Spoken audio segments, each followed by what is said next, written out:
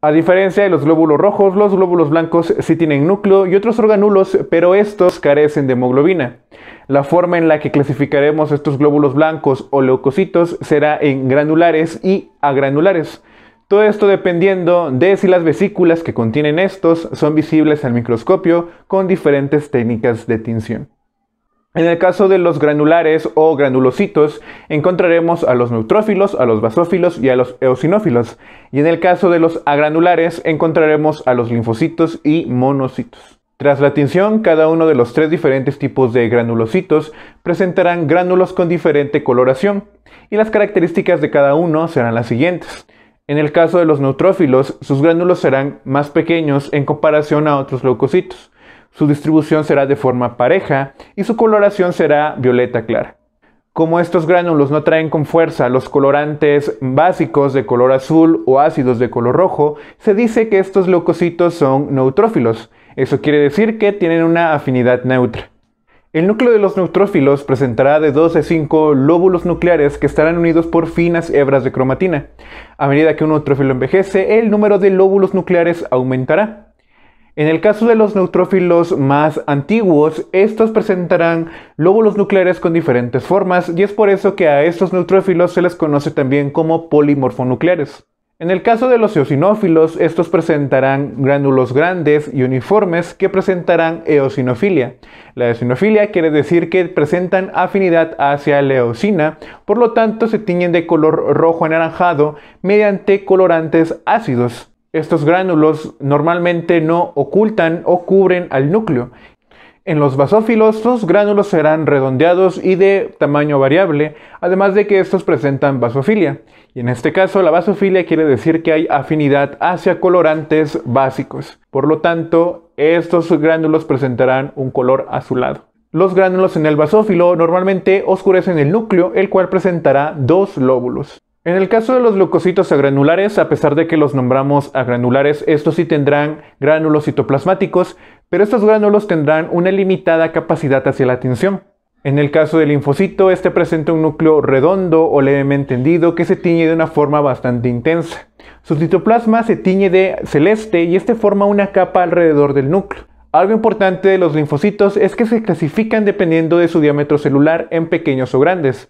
Si su diámetro va de 6 a 9 micrómetros, estos serán linfocitos pequeños, y si su diámetro celular va de 10 a 14 micrómetros, entonces lo definiremos como linfocitos grandes. La importancia clínica de linfocitos pequeños o grandes es importante porque en ciertas infecciones virales agudas y en inmunodeficiencias, el número de linfocitos grandes aumentará.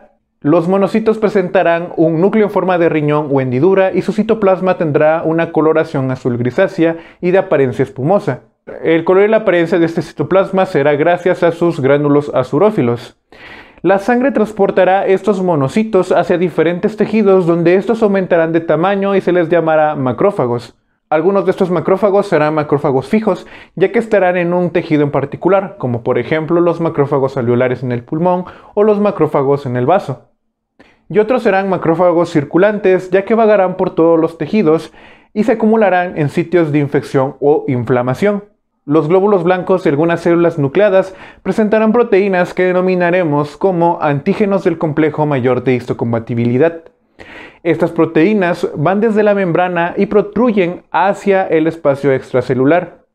Estos marcadores celulares serán diferentes en cada una de las personas, excepto en gemelos idénticos, y servirán para distinguir lo propio de lo extraño. Los glóbulos blancos son menos numerosos que los glóbulos rojos, y encontraremos de 5.000 a 10.000 glóbulos blancos por cada microlitro de sangre.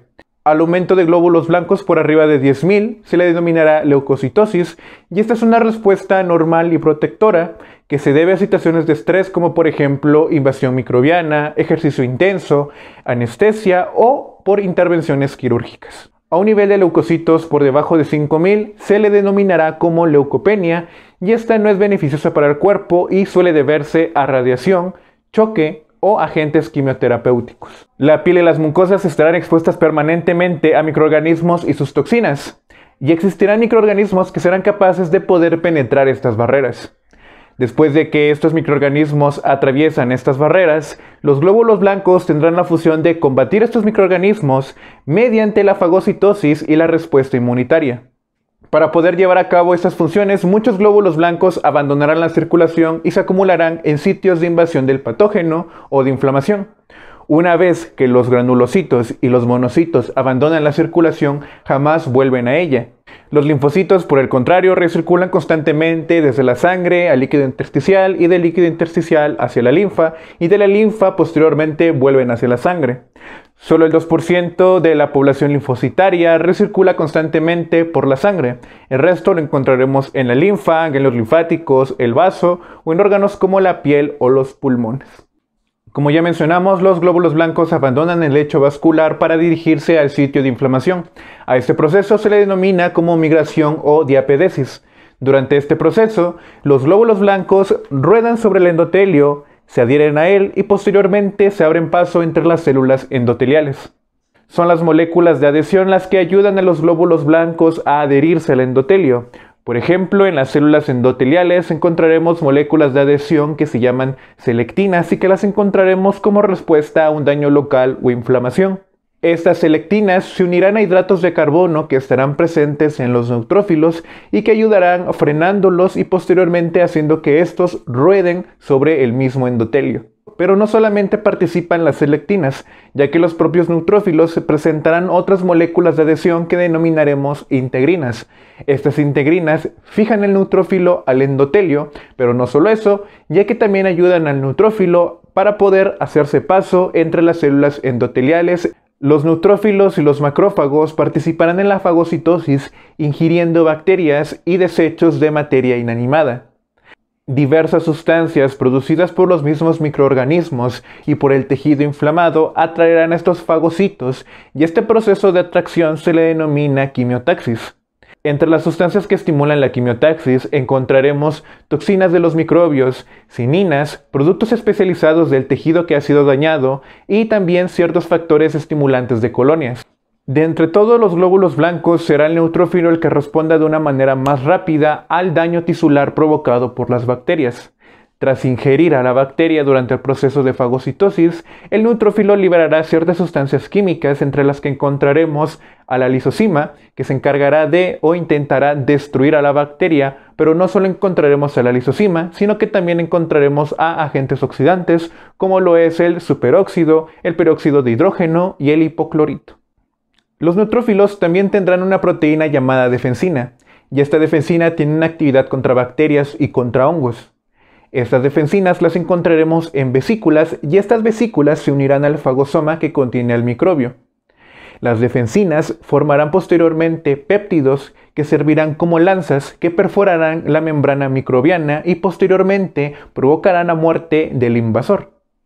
En el caso de los eosinófilos, estos abandonan los capilares e ingresan al líquido tisular. Producen también enzimas como la histasaminasa que se encarga de combatir los efectos de la histamina y otras sustancias que se presentan durante reacciones alérgicas.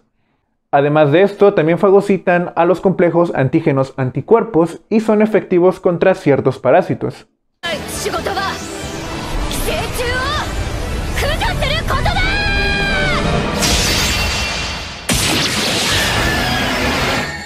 Un recuento de eosinófilos altos suele indicar un estado alérgico o una infección parasitaria. Por otra parte, los basófilos abandonan los capilares, ingresan hacia los tejidos y liberan gránulos que contienen heparina, histamina y serotonina. Estas sustancias se encargan de intensificar la reacción inflamatoria y también se ven involucradas en las reacciones de hipersensibilidad o reacciones alérgicas. La función de los basófilos es similar a la de los mastocitos. Como los basófilos, los mastocitos también se encargan de liberar sustancias que actúan sobre la reacción inflamatoria, entre las que encontramos a la heparina, a la histamina y proteasas. Estos mastocitos se encuentran ampliamente distribuidos en varias partes del cuerpo, pero sobre todo en el tejido conectivo de la piel y en las membranas mucosas del aparato digestivo y el aparato respiratorio. Los soldados más importantes en la respuesta inmunitaria serán los linfocitos. Y estos linfocitos, como ya mencionamos, se mueven constantemente entre el tejido linfoide, la linfa y la sangre. Los tres principales tipos de linfocitos serán los linfocitos B, los linfocitos T y los linfocitos NK o Natural Killer. Los linfocitos B son efectivos contra bacterias y para inactivar las toxinas de estas bacterias. En el caso de los linfocitos T, estos son efectivos contra virus, contra hongos, contra células trasplantadas, contra células cancerígenas y contra algunas bacterias, pero también están involucrados en las reacciones transfusionales, en reacciones alérgicas y en el rechazo a trasplantes de órganos. Por último, los monocitos tardan más en llegar al sitio de la infección en comparación a los neutrófilos, pero estos llegan en un número mayor, además de que se encargan de eliminar una cantidad mayor de microbios. Estos monocitos van a pasar hacia el tejido, van a aumentar de tamaño y van a transformarse en macrófagos circulantes. Estos macrófagos circulantes limpian los desechos celulares y los microbios mediante la fagocitosis después de la infección. Si el video fue de su agrado, sugerimos suscribirse y activar la campana de notificaciones para más contenido.